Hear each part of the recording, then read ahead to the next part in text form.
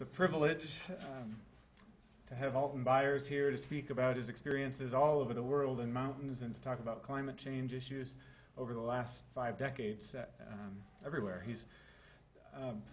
Dr. Byers is currently the Director of Research and Education at the Mountain Institute, which is based in Elkins, West Virginia, so not too far away, but his work actually takes him all over the world, where he acts as a geographer, a climber, and a photographer. He's been working with the Mountain Institute since 1990.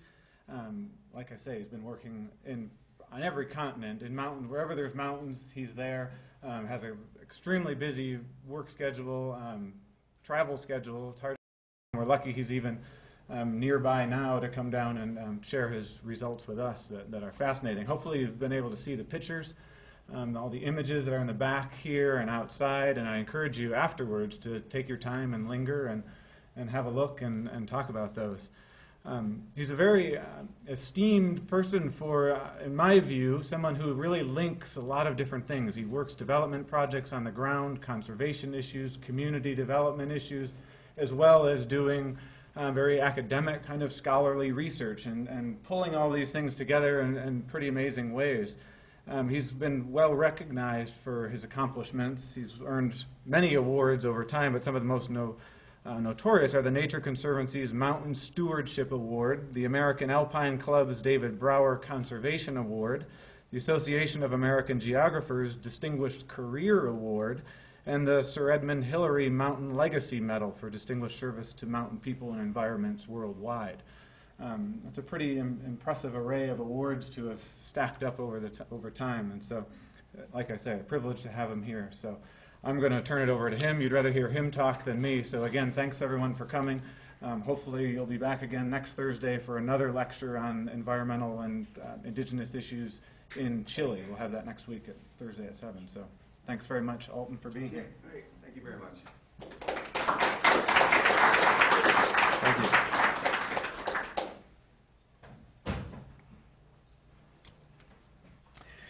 Well, thank you very much. It's really a pleasure to be here tonight. I'm basically going to be, for the next 30, 40 minutes, telling you stories, okay, about the Himalayas and about the Andes. And I'll start here, where in 1953, Charles Evans was the deputy director of the 53 Everest expedition.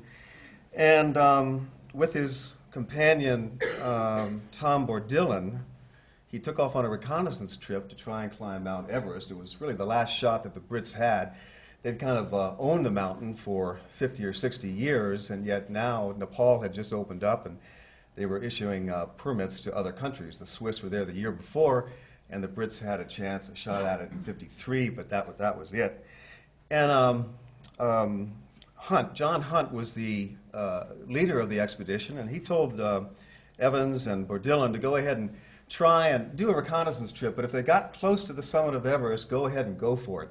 So they did get within about 200 feet of the summit of Mount Everest when Charles Evans' oxygen apparatus malfunctioned. And it was sort of a testimony to the spirit of teamwork, to get somebody to the top that led to the decision to come back down again. And he was very generous with the information that he gleaned in trying to climb Everest, and shared it with a young beekeeper from New Zealand. And 2 days later, Ed Hillary and Tenzing Norgay became the first people to summit on Mount Everest and became living legends after that.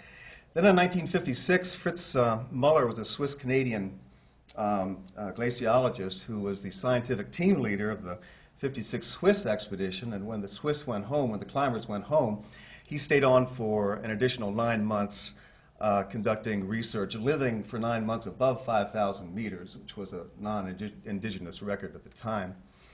And then, about the same time in 1956, the climber cartographer Erwin Schneider arrived to begin a series of cartographic expeditions in the Mount Everest area that resulted in the beautiful Alpenverenskart map. Now, all three of these climber scientists 50, 60 years ago had 3 things in common. They were extremely good scientists, they were extremely strong, very good climbers, and they took hundreds of photographs of the glaciers and the landscapes of the world's highest mountains 50, 60 years ago. And I inherited, or was given, a box of these photographs from the Muller estate a number of years ago that contained photos from Schneider and Muller and Evans. And I decided I'd like to go back and retrace their footsteps and take the photographs that they took 50, 60 years ago or more and see through their eyes what some of these changes might have been in the interim. That's when climate change was starting to get some attention. And I did that, went back in 2007 and 2008, and last year did another Glacial Lake expedition I'll be talking about tonight. But that led to the current project, an ongoing project of 50 years of climate, culture, and landscape change in Mount Everest region of Nepal. Let's take a look first at these climber scientists. That's the 1933 German-Austrian Alpine Club down in Huaraz, Peru, down in the Cordillera Blanca. Erwin Schneider is to the far right.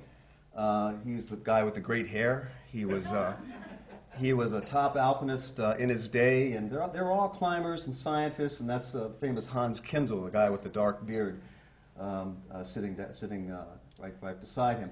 That's Charles Evans, right after the successful 1953 climb of Everest, where Ed Hillary and Tenzing Norgay made it to the summit. It never really bothered him that he didn't summit. It did Bourdillon. Bourdillon, can you imagine you're 200 feet from the summit of Mount Everest, and yet you decide that somebody's oxygen gives out, so you make the decision to turn around. And Bourdillon kind of regretted that. He died 2 years later climbing in Switzerland.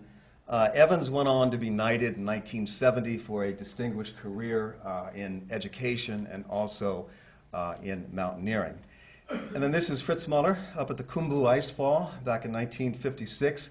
He was, like I say, not only a really great scientist, but incredibly strong. He would core ice at 18,000, 19,000 feet all week long. It's exhausting work. And then on his day off, he would go with the Sherpas carrying 100-pound loads up to the high camps for the climbers. So incredibly strong, but nevertheless died fairly young at the age of 54 on the Rhone Glacier in Switzerland. And in the confusion surrounding his death and his estate, all of his photographs, all of his data, his negatives were destroyed. They were lost, all except for this one box that somehow made it through one of his graduate students to Boulder, Colorado, and then made it to my advisor, Dr. Jack Ives, at the Department of Geography, and then on to me. So they're really a real treasure, a real window into the past. Now, this is the land of the Sherpa people. They are believed to have come from Tibet about 500 years ago over the Nangpala Pass and down into this, what was described as a pristine valley, the Khumbu Valley. This, of course, is at a wedding. This is very traditional dress. They look these days like we look, a down coat and blue jeans and a cell phone stuck to your ear. But this is what they look like in traditional dress. And in the last 500 years, there have been a lot of changes in the landscape and the culture, but especially in the last 30 years. There have been tremendous changes, largely linked to tourism and this exponential growth and fascination with mountaineering and with climbing Mount Everest. So, for example, here's a photo of Namche Bazaar, the main Sherpa village, in 1973. I took that when I was an undergraduate at the University of Colorado, and if you keep that rock in the top, that big boulder, as a reference point, we can see it again just 2 years ago. There's been tremendous change in infrastructure, again, because of this growth in tourism. And as the Sherpa say, they're fond of saying, there's only one Everest, okay? It will always be a draw. Here's a village I lived in '84. But of course, this was taken back in the 1950s. And then, again, a year or so ago, you can see, again, pretty significant growth. Much of it is lodges, but also to the right, those green buildings you see are the schools and the hospitals that Ed Hillary built after his successful climb in '53, sort of his way of saying thank you to the Sherpa people. He built airstrips, schools, and hospitals. Some things haven't changed, which, at least from my perspective, I think are pretty good. the cultural landscape, the sacred landscape. So this is the Tengboche Monastery back in 1950. It's famous for not only the training that the monks get, but it actually had a hand and the scalp of a Yeti at one point before it was stolen. And even though it burned down in 1998, here it is again. It was rebuilt by the Sherpa people, very much along the traditional lines. They have a great sense of place and sacred landscape. Something else I've been researching for years now is a good news story also. It's the reforestation, the coming back of trees in the Mount Everest area. And I was documenting this 20 years ago or more, but this photo really took me by surprise. It was taken by Fritz Muller, the Swiss-Canadian glaciologist, in 1956. And look there, you can see some trees, but look at it today. Just in the last 50 years or so, there's been a tremendous comeback of trees and vegetation, which is good, especially in this day and age of climate change, as I'll talk about in a moment. Why did this happen? We don't really know, but it's probably a combination of changes in land use patterns, maybe a decrease in the number of yaks. Instead of having yaks as dairy cattle, they're used more for mountaineering expeditions. Maybe it's policies of the new national park that was established in '75, and maybe because it's gotten warmer. It's gotten a couple of degrees warmer in many, even the world's highest mountains throughout the world. One of the things that really had me baffled, though, is that while the ecosystems in the Everest area were in pretty good shape below 4,000 meters, that's the limit of the trees, above 4,000 meters in the Alpine zone, the land above the trees, I found these horribly degraded landscapes, and I really couldn't figure out why until, it took about 2 or 3 different expeditions, usually funded by the National Geographic Society, when I did figure out why this was happening, and I'll chat about that in a moment as well. Okay, how do you find and replicate these old photographs? You have to find the photo points, okay? Repeat photography is just what it sounds like. You find a photograph that's 50 or 100 years old, you want to go back to the exact same spot, and if possible, same time of year, same time of day, same camera, that sort of thing. So finding them is really something of an art. Having spent a lot of time in mountains, I can often look at a photograph and say, I think it's over there, and sometimes be right. Some of them have me totally baffled. I still don't know where those photo points were. Sherpas are pretty good sometimes. They can look at a photo, and since they were kids herding yaks, they know the landscape pretty well. But this just seems like still you say that's where Erwin Schneider took the photo. And your mean elevation is 5,000 meters, and you've got to climb up another 1,000 meters to 18,000, 19,000 feet. I'm going to switch back and forth between meters and feet here, only to arrive at the top and say, uh-oh, wrong hill. It's that one. So you have to go all the way down and all the way back up again. Nevertheless, sometimes they would leave cairns, which are piles of rocks that mountaineers leave, and sometimes I would find artifacts. I'd find old tin cans that were clearly from the 1950s, based on my Sherpa research assistant's observation. And that's when I had the realization that, a good friend of mine, Conrad Anker, is a famous alpinist, and he found George Mallory's body on the north face of Everest 10 years ago. Mallory was last seen in 1924, pretty close to the summit of Everest. And then Joe Reinhardt is another good friend of mine. He's the one who in 1995 found the Ice Maiden. You remember the Juanita that the Incas buried on Mount Ambato? And I just may have found Erwin Schneider's lunch. So I haven't been able to sell it to anybody yet, but I'm working on that.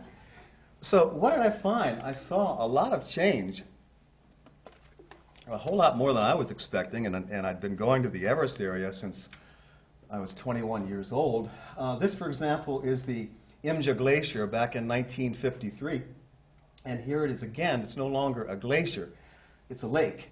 Now, it snowed the night before. That's why the lower photograph is white, so it has obscured some of the features, but we'll come back to that in a moment. But This is happening throughout the Himalaya. Here's a satellite photo of the Imja Glacier in 1962. You can see that it was primarily a glacier, but a number of small meltwater ponds were starting to form, which about 10 or 15 years later had turned into a small lake, maybe half a kilometer long by half a kilometer wide, and now it's three or four times that size. So it's probably the fastest growing lake in Nepal. You have to ask the question, well, why did it recede so quickly?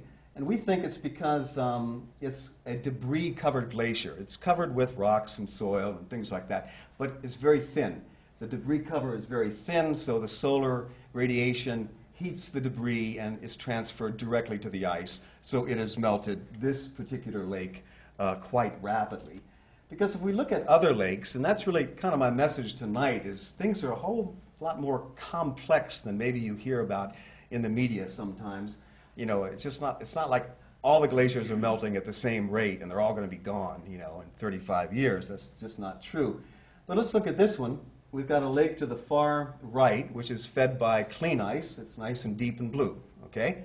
Then we've got the new, let's go to the lake, to the left a little bit. That's the Imja Lake, which has grown, it's got to be 35 million cubic meters of water now. It's grown that much in the last 3 or 4 years. But then look at the next glacier, the Imja Glacier, which is debris covered, but it's a very, very thick cover of debris, so it has actually served to insulate and protect these glaciers. So that's, you know, kind of, it's good news. Other glaciers, here's another one. It's the Imja Glacier. That's the Khumbu Glacier, which is what Ed Hillary and Tenzing Norgay walked up on their way to the Everest Base Camp back in 1956. Took the photograph again, and again, because the debris cover is so thick, I didn't see as much change as I had expected. It's been buffered from the major impacts of a warming climate in that region. However, in the smaller glaciers, I call them the clean type glaciers, like this one that Charles Evans took in '53, if they're at a lower altitude and if they don't have a good source of fresh snow and ice coming in, they call it the accumulation zone, they're gone. So when you go throughout the Khumbu, many dozens of these small glaciers, like look to the right of this mountain that were there back in the 50s, have now receded quite dramatically. That's because they're lower down. They're a lot like the glaciers in Glacier National Park that we're losing so quickly, or the glaciers in Europe that are clean, lower altitude. We're losing them quite quickly. I put this one together yesterday as another example. That's a photograph that Charles Evans took. It was actually from a contact print. Does anyone remember what a contact print is? You know, we used to use something called film in photography, and you would take the strips of negatives and put them on a sheet of photographic paper and expose it for a few seconds, and then you could see, you'd get a preview of what the photo was like. That's all that remains of his photos. So what I had to do is to scan them and then cut them and then put them together as a panorama. But again, as you can see, we've lost those clean type glaciers. Okay, in other areas, we haven't seen the amount of glacial recession as we've been led to believe. Look at the ice, that's Ama Dablam, which is the mother goddess of the world. Look at the ice there off to the left there, and let's look at it again. It's receded by 100, 200 meters or so. Definitely the ice lower down where it's warmer is subject to melting. However, because this is a north-facing aspect, which is cooler than south-facing aspects, just like here in the U.S., we haven't had as much melting in this area as we have in other places. However, if you look at the world's highest mountain, this is Mount Everest, the big black triangle there to the left, and Nuptse to the right. This was taken back in the 1950s, and you can probably see this was taken just last year. Because it's facing south, it has a south-facing aspect, we're getting more melt in the Everest area itself. Has anyone been to the Everest area? Did you climb to Kalapata? Did you go up to Kalapatar? No, I went from the Tibetan side. Oh, from the Tibetan side. Came Okay. from Glacier and then to the Rongbuk Monastery and the Rongbuk. Okay, excellent. A guy named David Brashears, who made the IMAX movie Everest. Ever seen that? He's been doing this repeat photography on that side, and all this is on the south side. But this is a famous overlook, Kalapatar. If you do the Everest trek, everybody likes to trek up and get the views of Everest off there to the right. And again, it takes a little bit of study, but I think you can see how even this glacier has ablated. That means it's lost mass in the last 40 years especially. So what I found was a whole bunch of change. It was more complex than I thought it was going to be, but I think that's a very important message. You can't just apply a broad brush stroke to these sorts of issues. But working at the Mountain Institute, what we're a little more interested in is what can we do about it? You know, and what are the things we can do about climate change? How can we build? How can we help people build their resilience to climate change? Is there anything we can do environmentally? And that's what I'd like to talk about now for the next couple of minutes. We decided early on we needed to focus on 2 or 3 things that we could do well. And here's one. Here's this whole issue about glacial lakes. In the Everest area, there have been 33 new lakes formed in the last 20 years. Now, some of those are they're meltwater ponds. They're about as big as this room. They're not huge. Others are like this. They have grown from maybe 5 million cubic meters to 40 million cubic meters. If you happen to get an earthquake, or if a big chunk of ice from the mountain behind there fell into this lake, you could get a catastrophic outburst flood, as has happened many times in the Himalayas, as has happened catastrophically down in Peru and the Andes, and that's the focus of Dr. Carey's work. For example, between 1941 and 1950, there were 3 glacial lake outbursts down in Peru in the Cordillera Blanca that killed 10,000 people. So the Peruvians early on decided they wanted to do something about it. The problem in Nepal is that so many of these lakes, and 22 have grown, 33 are new, 22 have grown just in this area, and 9 were considered dangerous. So last fall, with colleagues from Hokkaido University, we decided to launch the first scientific expedition into this remote Hongu Valley and do the first assessment of these high-altitude dangerous lakes that were supposed to be dangerous. That's Everest to the left, so you can see what we've done is we've gone down valley, and then we've had to climb over that's about a 19,000 foot pass to get in, just to get into the Hongu Valley. So it takes 10 days to 2 weeks just to get back there to do the research. Here's a closer view. You can see that once you get down in the valley, you have to then climb up to these glacial lakes that really no one had ever been to. And all we had were analyses from satellite images, where they said they were all dangerous. So we went to find out if they were or not. What is really important when you're doing this sort of work is to get acclimated. So that's Teju Watanabe and Tokanobu Sawagaki from Hokkaido University and me, and we had just climbed that mountain behind us. It was about 6,400 meters or 22,000 feet. To get acclimated, okay? Because otherwise you'll get very sick, and it's very, very difficult to work at those high altitudes. And it's a process that takes, several weeks. And actually, we didn't make it to the summit. We got to within 100 feet of the summit, and the winds were just so horrendous, they blew us off. There was no way we were going to climb that mountain that day. But that wasn't the objective. The objective was to get acclimated, and we were successful in that. Here's the expedition in October, and yes, that fellow over here is insisted on carrying double loads because he gets a double salary. And he is carrying 80 kg. What's that, 160 pounds? Yeah. And he insisted on doing it, and he did it very well. Until we had to go over a pass. It was about a 5,800 meter pass I'll show you in a few minutes, and then I insisted that he split the load up a little bit because it just would have been too dangerous. But we had a great team. We had a professional rafting guide and climbing guides, and the Japanese were fabulous. This is my field map that I just scanned here. Some of these lakes are so new, or they've grown so rapidly, they don't have names.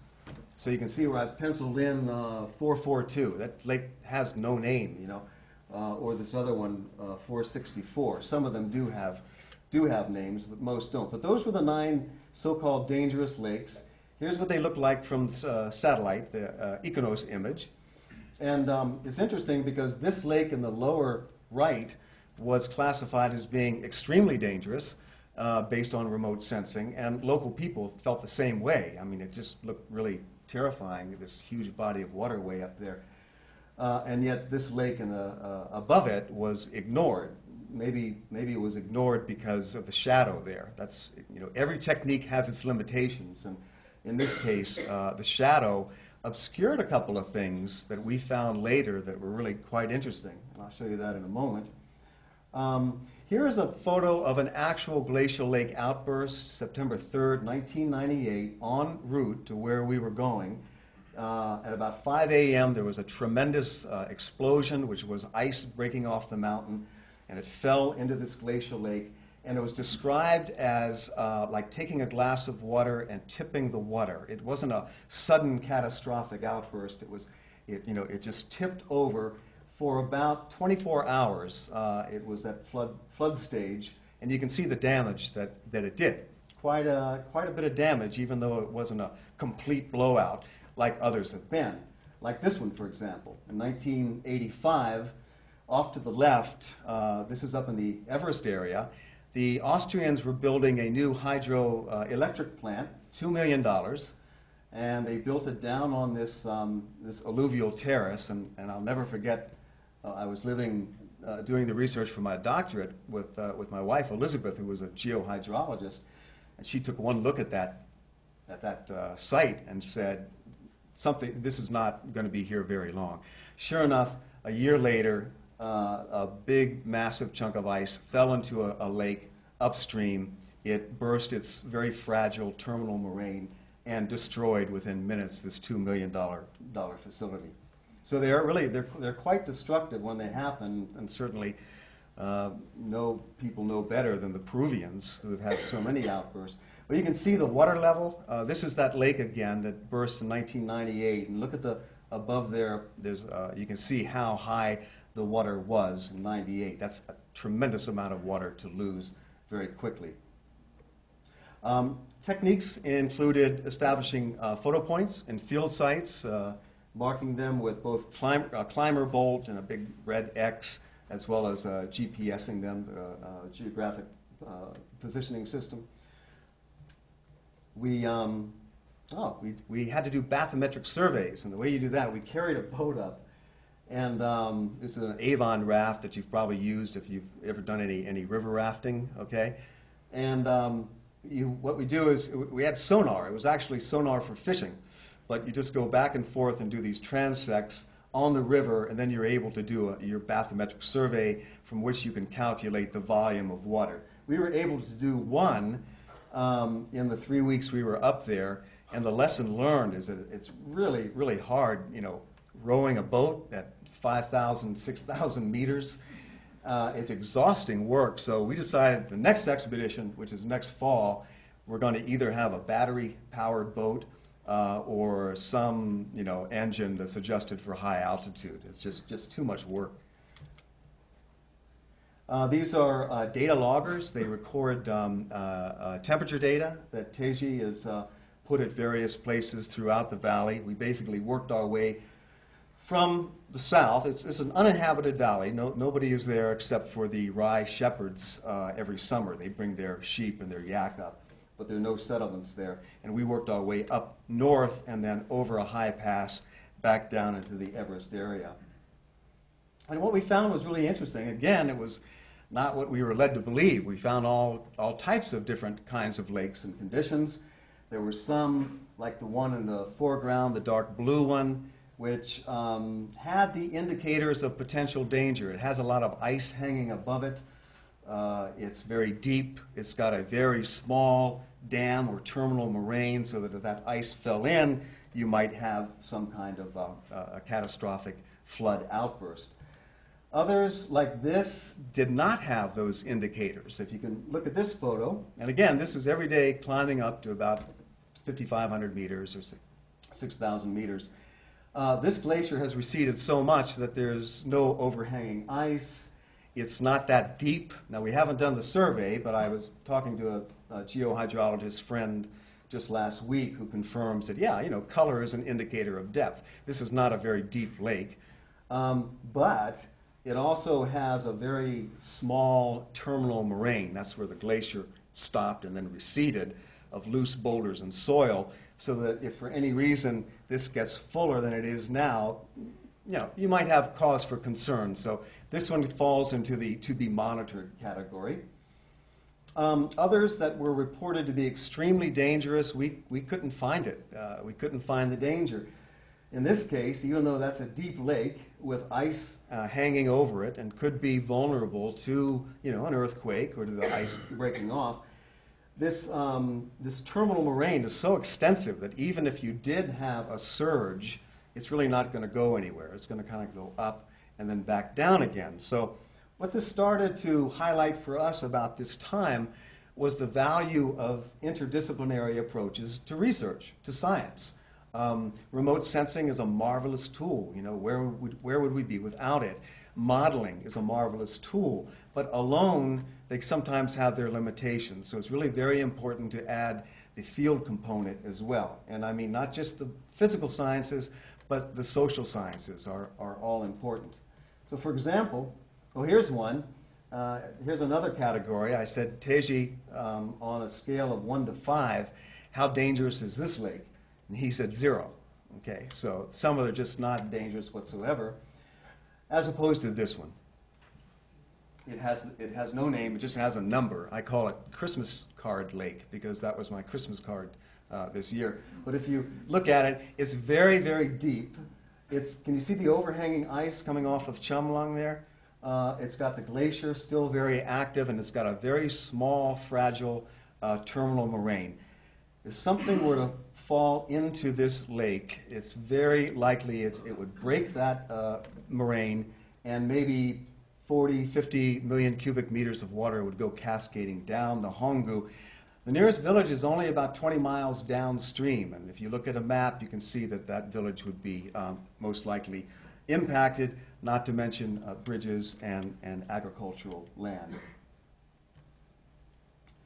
So that's a problem. Another problem in Nepal is how remote these things are. This was, like I say, we had to go over a 5,800 meter pass just to get into this valley, and just to get out of the valley, we had to go over a 6,000 meter pass, and we had to, involving about 4 or 5 rappels down what was a very vertical face. We only had one casualty, which was the basket carrying all of the kitchen equipment. I'll never forget watching this basket just go bouncing down, and the pressure cooker went off this way, and quite dramatic, but we had no rice for 2 days.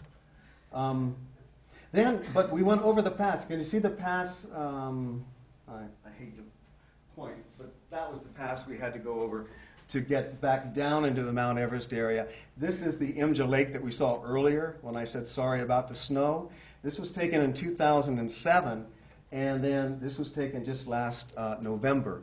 And if you can see, look at the ice here, and then look at it there. Just in 2 years, we've had a tremendous loss of ice. I think that must be the size of a battleship, which gave us cause for new concern about this lake.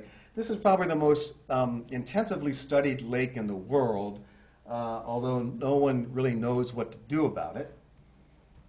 This is its terminal moraine, and this is where we sort of got an idea last summer during a workshop we held in Peru that Dr. Carey attended, Adapting to a World Without Glaciers. It was, why not promote something called South-South Exchange, where the Peruvians go over and work with the Nepalis. This is Peru. This is the glacier at the end of Honda Valley back in 1930. This photograph was taken by Erwin Schneider. Here it is again, just last summer. You can see a tremendous amount of glacial recession in the Andes. Okay, what's the problem? Well, we've got all this water building up in these lakes. But like I mentioned, the Peruvians were hit long ago, back in the 1940s, with this climate change problem, as you can see here, and they experienced a number of catastrophic outburst floods. So they formed a glaciological unit that actually went up and controlled 35 of these lakes, and they did it themselves. They didn't have any foreign assistance.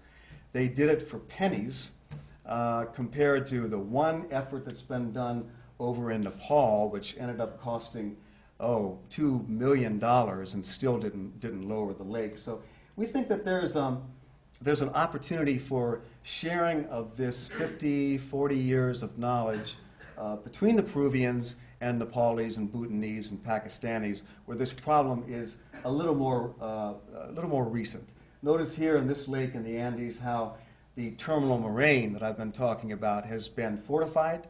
They've built a dam there. In some cases, I was here last week. This was a very dangerous lake back in the 40s.